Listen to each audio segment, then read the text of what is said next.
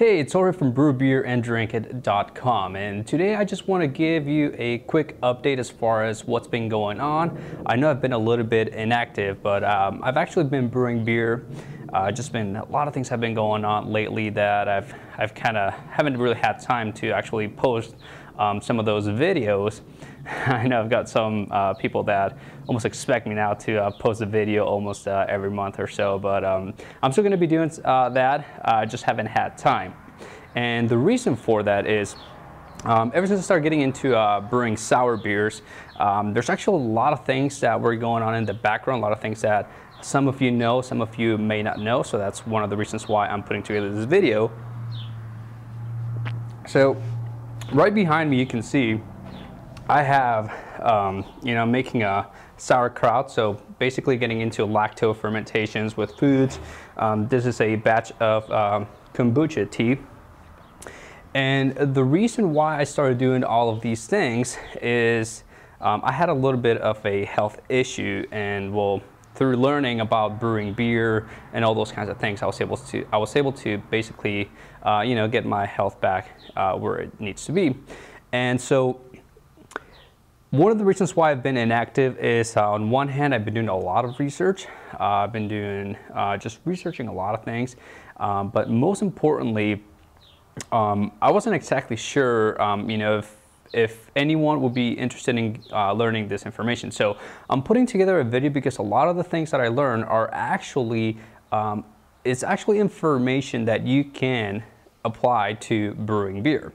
So today I want to give you like a little bit of what I learned, share a little bit of that, and then maybe I can get some feedback and you can let me know whether or not you want me to start posting videos on, like brewing, making kombucha tea or sauerkraut, which all involves lacto fermentation, all knowledge that you basically need to know if you want to get into brewing beers like Berliner Weiss, which is a sour beer, involves lacto fermentation as well. So here's what happened. A while ago, I started gaining a lot of weight, and I hit about 200 pounds, and it wasn't because I was drinking beer, although I thought that growing a beer belly would probably, make me look a little more authoritative when it comes to teaching how to brew beer. But anyways, it actually turns out that it was a thyroid problem, so that weight gain was basically almost inevitable.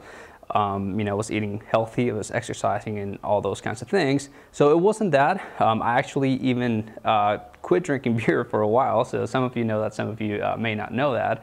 And that was really the bad part about it. It was kind of sad, I'm brewing all this beer and now I can't drink it because I think, or at least I used to think, that it was a beer that was making me gain all that weight, but it wasn't the case. And that's one of the reasons why I want to share this. So here's what I want to share. My big epiphany, the way that I kind of got to where I'm at right now, lost about 20 plus pounds, was I understood a lot of things about health and nutrition based on what I know about brewing beer. So to give you an example of what I'm talking about, if you look at the brewing process, if you follow the pH throughout the brewing process, you know that we start out with water, which is a slightly alkaline pH, maybe neutral, depending on your water source.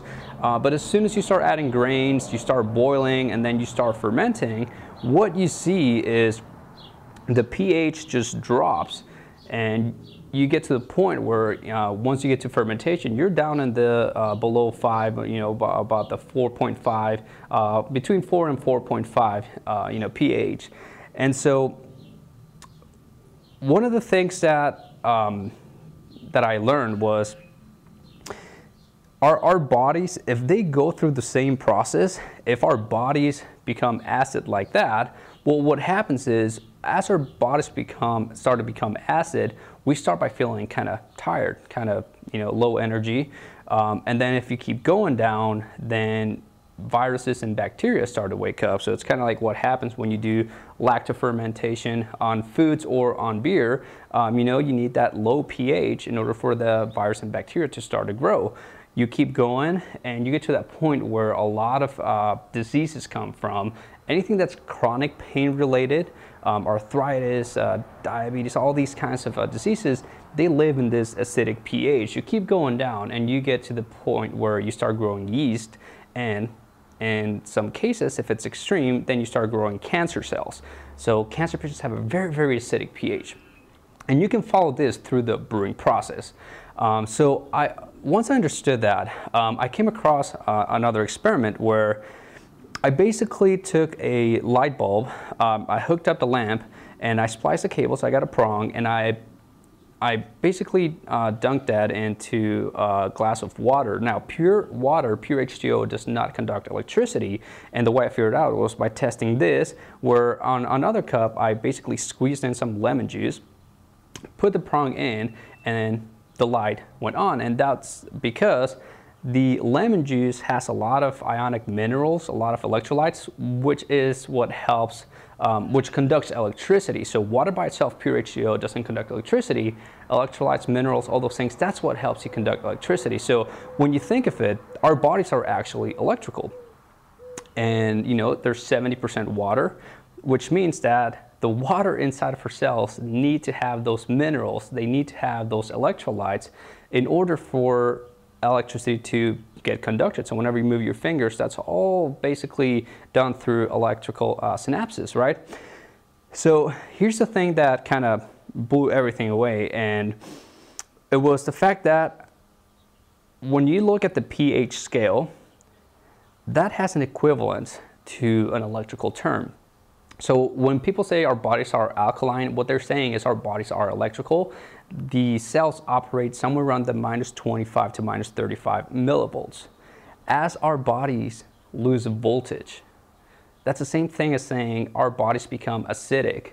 Well, that's when we start feeling low energy, low voltage. You start getting sick, you start getting bacteria growth, you keep going down into the zero or the positive polarity, which is the acidity side of the pH scale. Then that's where yeast and cancer cells start to grow.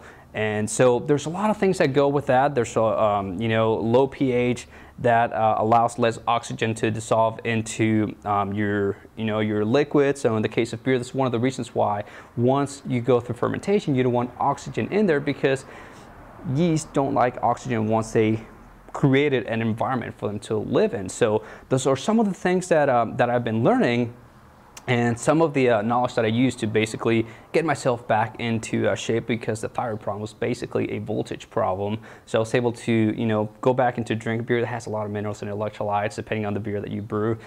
So some of you may have noticed some of the beers that I was brewing, I was looking more for the health benefits. Well, these are some of the reasons why I was doing those things. So, anyways, I wasn't sure how interested, you might be in this. So I'm putting together this video to kind of gauge and find out. So if you are, then I may be posting more information like this.